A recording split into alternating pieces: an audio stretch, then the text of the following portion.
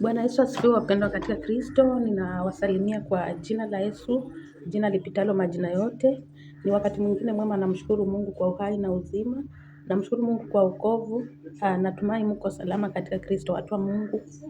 Yes, this is my first time kwa huu mwaka kufanya video, na namshukuru Mungu kwa hiyo neema na kibali. Bwana Yesu asifiwe. So the reason yenye ilikuwa inafanya ni post kila mara ni kuwa ningali kwa supplements, like here you can see these are my dawas. Namshukuru Mungu sana, ningali kwa supplements, na nashukuru Mungu kwa kutumia mtumishi wake pia ambaye ananifuatilia hapa kwa kunichangia pakubwa kununua madawa and kwenda kwa matibabu. Yes, I'm still using medicine. Kama unavyoona hii ni dola 30. Yes, but hivyo nafanya kazi ya Mungu. Niko na ujumbe mingi kabisa. Niko na jumbe mingi ya kushare about mambo ya wokovu na injili. Lakini kwa sasa hivi mwili ukikubali ndio naweza fanya video. Ni mgonjwa. Yes, watu wanaweza jua chenye napitia, wengi wanajua chenye napitia saa hii, lakini tutamaliza. It's just a matter of time. Tukishamaliza and so we are good to go. Bwana Yesu asifiwe. Ni vizuri pia kufuata maagizo ya daktari. Yes, Mungu anatumia madaktari, so usipuuze kuwa sihitaji dawa kupona, sijui nahitaji tu hiki peke. Hapana, kuna damu ya mwana kondoo, na pia Mungu hutumia madaktari ili sisi tukue vizuri. Bwana Yesu asifiwe. Oh my goodness. So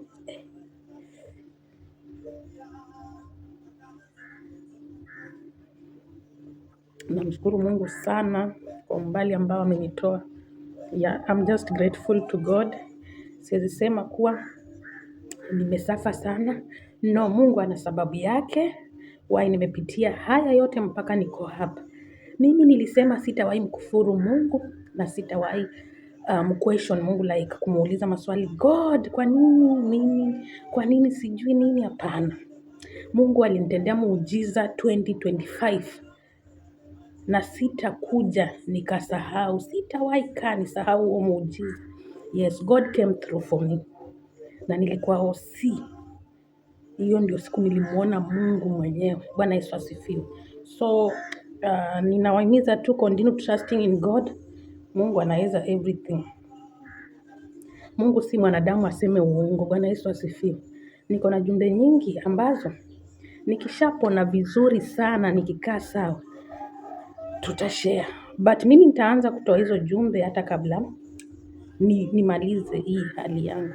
Bwana Yesu asifiwe. So nimewaonyesha hii dawa huwa unameza ukishakula vizuri bure, inakuharibikia kabisa. Yeah. It needs attention. Ule kwanza vizuri ndio uitumie bure, inakuangusha. Yes. It's a no-go zone kama hujakula. It's a no-go zone kama haujakula, itakuharibikia. It's called, sijui hata inaitwaje. Kwa nimewaonyesha tayari, but let us just see it in fully. Yo, nashukuru Mungu kwa umbali amenitoa. It has not been easy. Yeah. Imeandikwa tu magnesium. Not magnesium, manganese, copper and iron. Wanasema ni oral solution. Oral use, for oral use only, do not inject. Yani hii dawa ni ya kumeza. You take it through mouth. Yeah, unakunywa, si ya kudungwa. Yes, that is the instruction. Maagizo yanasema hivyo. So, nashukuru Mungu kupitia hizi, Mungu ananiponya. Hizi zinageuzwa kuwa damu ya mwana kondoo. Then zina work efficiently. These are supplements. Kama una upungufu wa damu, they work best for you. Especially mtu kama mimi ambaye niko kwa situationship. Bwana Yesu asifiwe. Hii nimekuwa nikitake cause of flu, but sasa hivi namshukuru Mungu flu and cough imeniacha. So huo ni muujiza, nashukuru Mungu kwa uponyaji kabisa. Bwana Yesu asifiwe. So vile nimesema jumbe jumbe ambazo niko nazo za kuhubiri about wokovu, about injili, about kuishi maisha matakatifu ziko. Niko nazo mingi sana. Ni vile wakati mwingine unaweza amka umechoka. Umechoka alafu sasa hata hutaki kutoka kwa kitanda kabisa. That's what is doing.